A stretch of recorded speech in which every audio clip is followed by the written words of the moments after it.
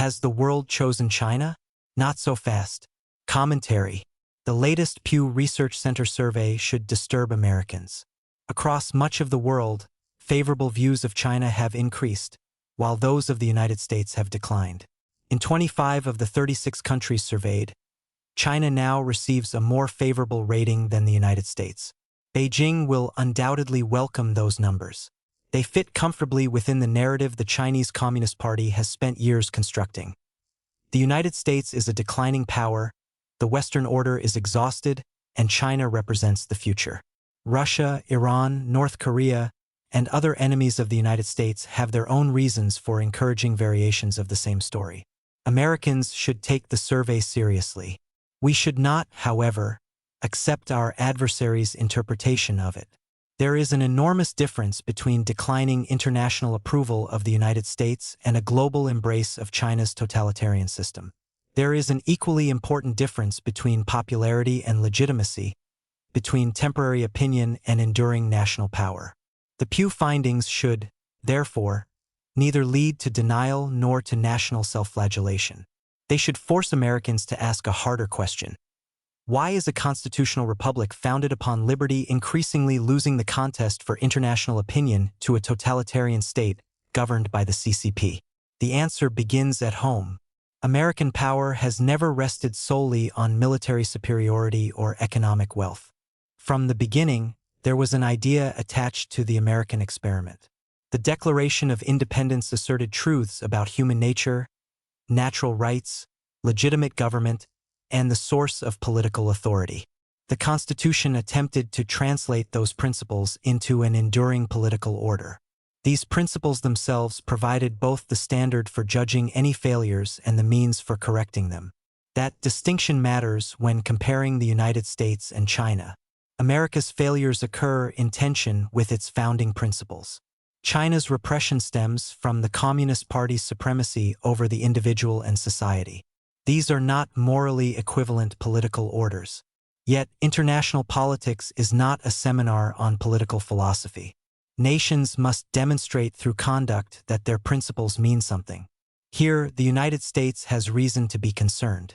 Allies and partners watch American elections, diplomatic commitments, military decisions, economic policies, and domestic turmoil. They judge whether American commitments will survive the next election and whether American power will remain sufficiently strong to protect the international order Washington helped create. American credibility cannot survive indefinitely on memories of 1945 or 1989. The CCP understands this vulnerability. Its objective does not require convincing the world that Communist China is virtuous. It merely needs enough people to conclude that the United States is no better, or that whatever moral differences exist no longer matter. That is a far more attainable strategic objective. It also brings us to something largely missing from simplistic interpretations of international polling. Global opinion is now formed inside an information battlespace. China, Russia, Iran, and North Korea do not represent identical regimes, and they should not be intellectually collapsed into a single category. China and North Korea remain totalitarian states whose governing ideologies subordinate inherited institutions and individual liberty to the state or party state. Russia is better understood as authoritarian, drawing upon nationalism, historical memory, traditional institutions, and increasingly religion in service of regime power.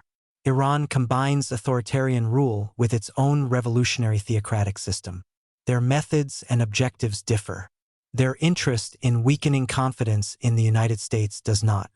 Russia has spent years exploiting political and social divisions inside Western societies. The Chinese regime has developed an increasingly sophisticated system of overt and covert influence designed both to improve perceptions of China and to weaken unfavorable narratives. Iran has conducted influence operations of its own. North Korea's capabilities are most evident in cyber operations, although it remains part of the larger struggle against the Western order. Artificial intelligence potentially transforms that struggle. Propaganda once required newspapers, radio transmitters, printing presses, television stations, and armies of human operatives. The digital revolution lowered those barriers. Generative AI lowers them further. Synthetic personas can produce material continuously. Bots can amplify it, False accounts can create the appearance of consensus. AI-generated images, video, comments, articles, and translations can be produced on a scale impossible only a few years ago. The goal need not even be persuasion in the traditional sense. Confusion and cynicism can be enough, creating the impression that everyone lies, every institution is corrupt, and every political system is morally equivalent can itself constitute strategic success for a dictatorship confronting a constitutional republic. This does not mean Chinese bots produced the Pew numbers. There is no evidence sufficient to make such a claim, and doing so would allow Americans to dismiss a genuine warning by blaming foreigners for uncomfortable information. American policies, American political behavior, diplomatic choices, economic relationships, and China's own growing economic importance all contribute to changing international attitudes. But neither should we pretend that those attitudes develop in some pristine marketplace of ideas untouched by foreign manipulation. The information environment itself has become contested terrain. There is another danger. Americans have become increasingly preoccupied with China, and with good reason. The People's Republic of China represents the most comprehensive long-term challenge to American power.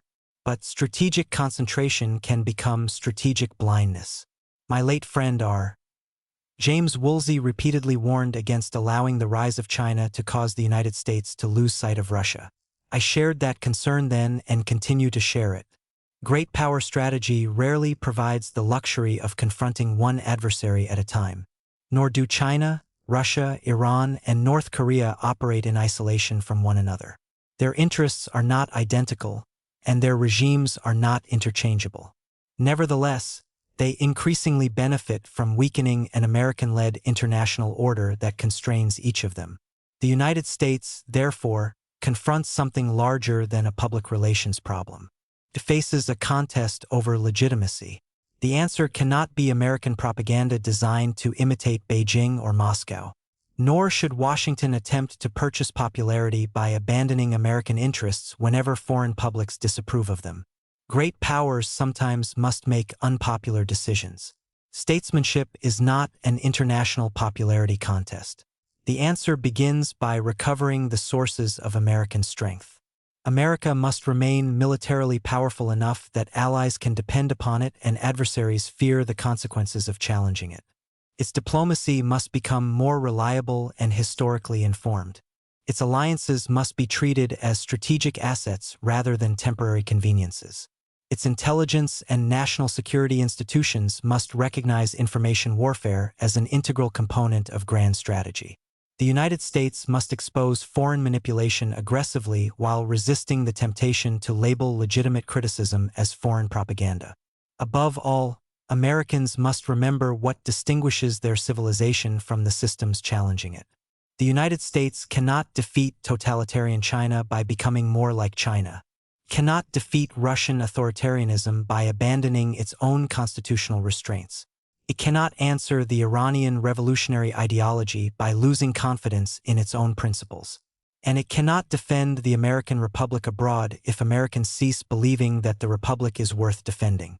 The Pew Survey is, therefore, a warning, but perhaps not the warning contained in the headline. China's improving international image does not demonstrate that history has vindicated totalitarianism. It demonstrates that China has become more capable, more economically consequential, and more effective at presenting itself as an alternative. At the same time, the United States has allowed doubts about American leadership to grow. In 1838, Abraham Lincoln stated, "At what point then is the approach of danger to be expected? I answer, if it ever reach us, it must spring up amongst us, cannot come from abroad. If destruction be our lot, we must ourselves be its author and finisher.